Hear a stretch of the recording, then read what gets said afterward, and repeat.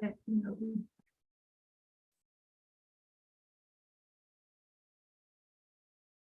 County Court of Law number 2 is back in session with the Court arraignment docket. Next case is cause number 23CCCR 0730. Case is styled with State of Texas versus Lisa Ann Norris. Ms. Norris, is that your full name? Yes, sir. Ms. Norris, would you please raise your right hand? Ms. Norris, do you swear or affirm to tell the truth, the whole truth, and nothing but the truth to help you God? Yes, sir. Ms. Norris, you may put your hand down. Yeah, and how are you doing, Ms. Norris? I'm good, thank you. You're welcome. Ms. Norris, I have before me a document, I have before me 2 documents. First document is titled Judge's Explanation of Rights of Defendants Without Attorney. And the second document is titled Waiver of Counsel for Purposes of Entering a Guilty Plea or Proceeding the Trial. Now, on this document, the judge's explanation, is this your signature online as titled defendant? Yes, sir. And are these your initials online stating you want to waive your right to an attorney and to represent yourself? Yes, sir. And on the waiver of counsel, is this your signature on the line that is titled defendant? Yes, sir. Now, before you signed and initial these documents, did you read the documents? Yes, sir. And did you understand what you read? Yes, sir. And is everything in these documents true and correct Yes, sir. to the best of your knowledge? Yes, sir.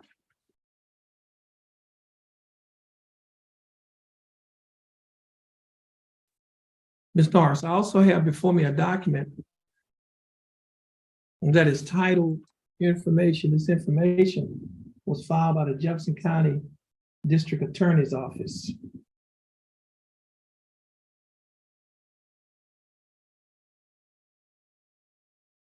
And on this document that's titled information, it alleges that you, Lisa Ann Norris, on or about March 1st of 2023, while you were in Jefferson County, Texas, that you committed the Class A misdemeanor offense of theft.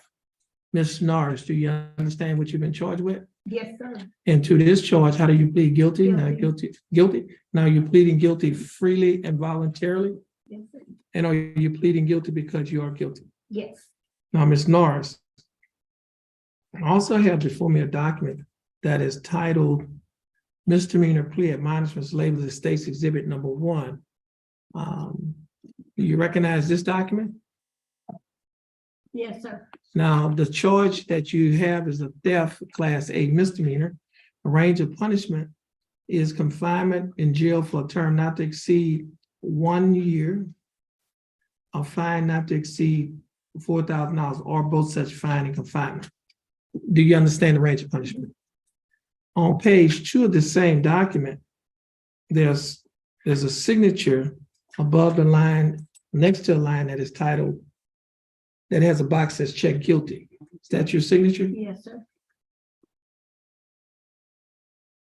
Below a paragraph that is titled Discovery Admonishment, there are a set of initials. The initials are on a line next to a statement that states as follows. I do not request discovery of evidence. I waive my right to request discovery of, in this case, and choose to enter a plea of guilty or no contest. Did you place your initials on this document? Yes, sir. On page 3 of this same document, there is a signature above the line that is titled defendant. Is this your signature? Yes, sir.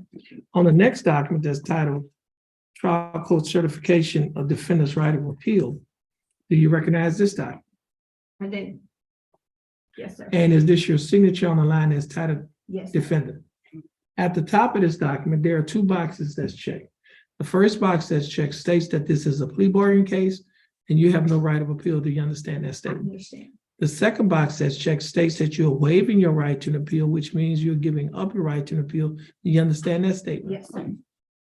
Now, Ms. Norris, before you signed and initialed these documents, did you read these documents? Yes. Did you understand what you read? Yes. Is everything in these documents true and correct to the best of your knowledge? Yes, sir. Ms. Norris, are you a citizen of the United States? I am. Okay. State, I have before me State's Exhibit Number 1. State, would you like to offer State's Exhibit Number 1's evidence? Yes, Your Honor. Any objections? Now, Ms. Norris, let me explain this to you.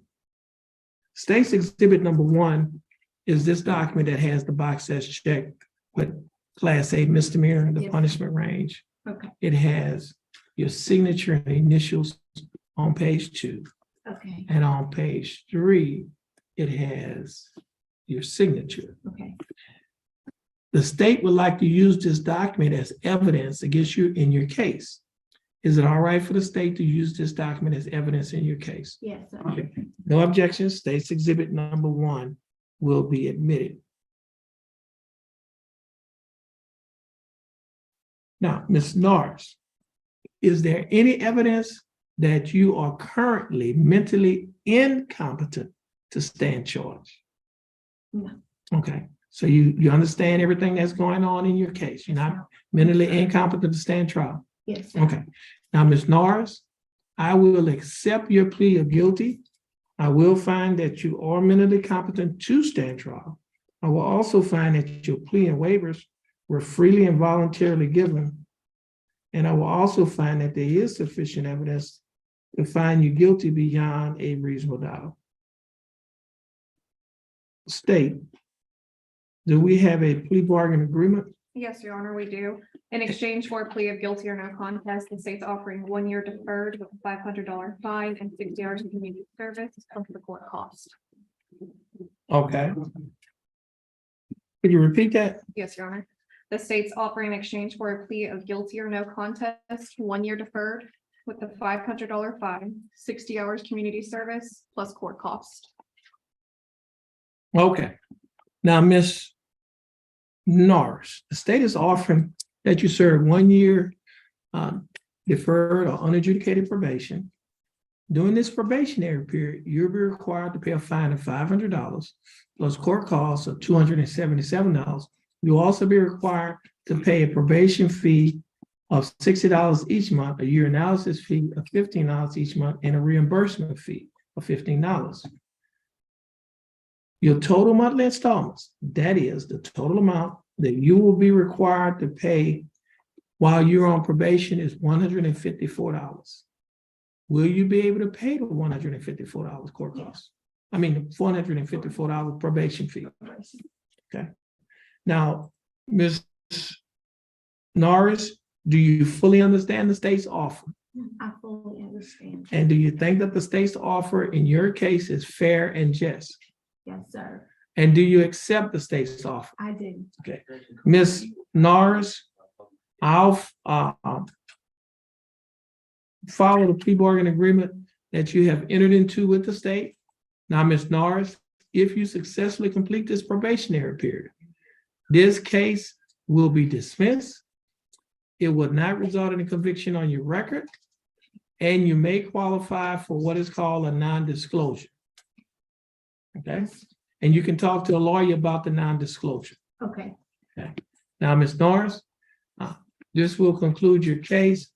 You're going to stand on the X in front of our court right here, in front of our court clerk. Okay. Just stand right, it's the X is on the floor. Stand in front of the clerk right here and follow her directions. And once you finish following her directions, you'll be free to go. And you have a blessed day. Thank you. Thank very you. much. You're welcome. Thank you, ma'am.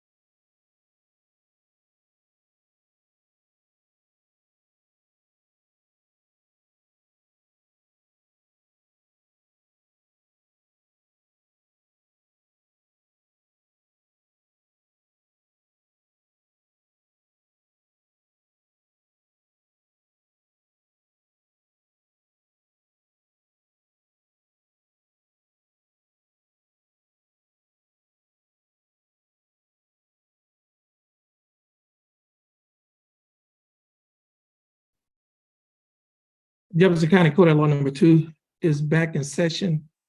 The court is in session in cause number 23 CCCR 0994. Case is style the state of Texas versus Eric Wayne Jones. Mr. Jones, is that your full name? Yes, sir. Eric Wayne Jones. Mr. Jones, would you please raise your right hand? Mr. Jones, do you swear or affirm to tell the truth, the whole truth, and nothing but the truth, so help you God? Yes, sir. Mr. Jones, you may put your hand down. Mr. Jones, how are you doing? I'm doing good, sir. How are you? I'm feeling fine. Thanks for asking. Mr. Jones, I have before me a document, well, actually 2 documents. The first document is titled Judge's Explanation of Rights to Defendants Without Attorney. Do you recognize this document? Yes, sir, I do. And is this your signature on the line that's titled defendant? Yes, sir. Are these your initials on the line stating you want to waive your right to an attorney and represent yourself? Yes, sir. I also have another document here that's titled Waiver of Counsel for Purposes of Entering a Guilty Plea or Proceeding to Trial. Do you recognize this document? Yes, sir. And is this your signature on the line that's titled defendant? Yes, sir. Okay, now, Mr. Jones, before you signed and initialed these documents, did you read the documents? Yes, sir, I do. Did you understand what you read? Yes, sir.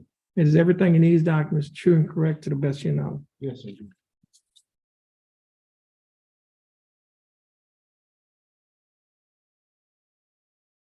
Mr. Jones, I also have a document before me that is titled Information. This information was filed by the Jefferson County District Attorney's Office. Yes, sir. In this information, it alleges that you, Eric Wayne Jones, on or about May 12th of 2023, while you were in Jefferson County, Texas, that you committed the Class A misdemeanor offense of assault, family violence. Mr. Jones, do you understand what you've been charged with? Yes, sir. And to this charge, Mr. Jones, how do you plead guilty, not guilty, or no contest? Guilty. Now, Mr. Jones, I also have before me.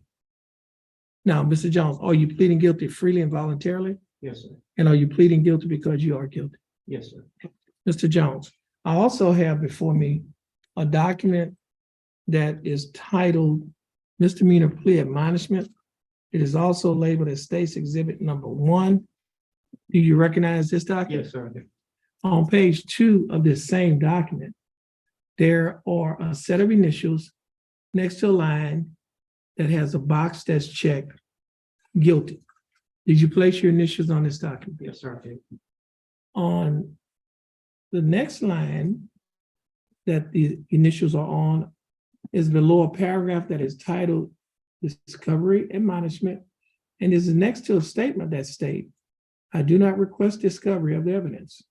I waive my right to request discovery in this case and choose to enter a plea of guilty or no contest.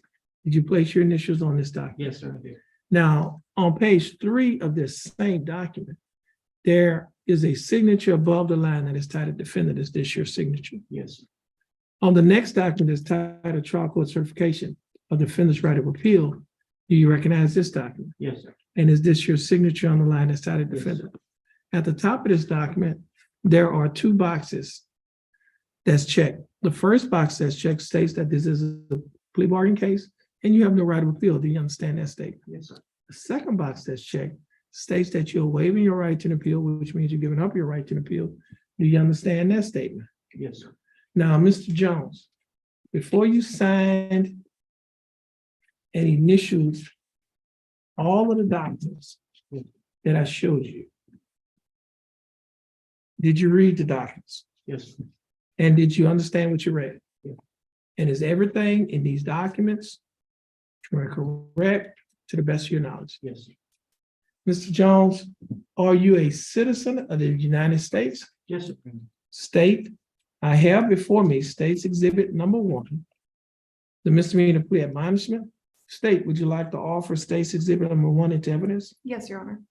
Now, Mr. Jones, the state is offering State's Exhibit Number 1 into evidence. State's Exhibit Number 1 is the document that has the box that's checked on the front, Class A misdemeanor. It has your initials, the locations that you identified your initials, and it has your signature on the line that you identified as your signature. Yes.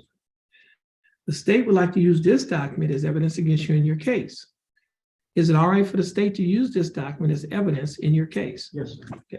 No objection. State's exhibit number 1 will be admitted.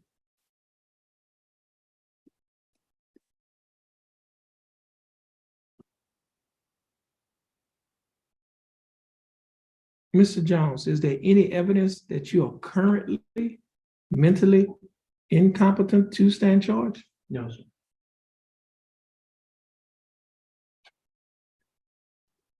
And you understand everything that's going on today in your case? Yes, sir.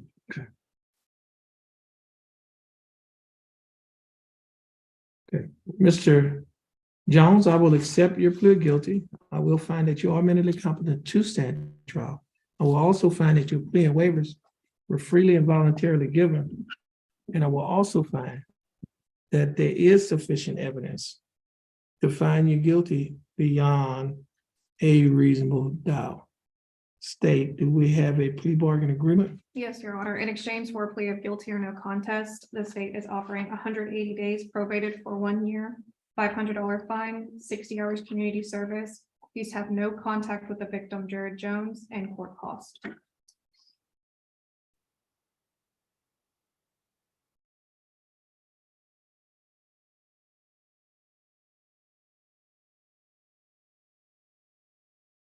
Okay. Mr. Jones, Yes, sir. the state is offering that you pay a fine of $500 plus court costs of $277.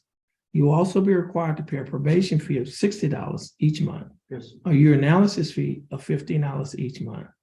You will be required to pay a reimbursement fee of $15 and pay a victim's, what is that fee called?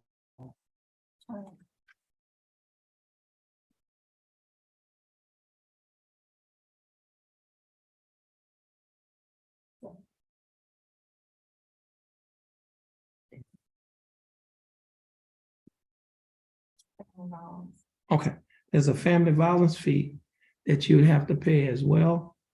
And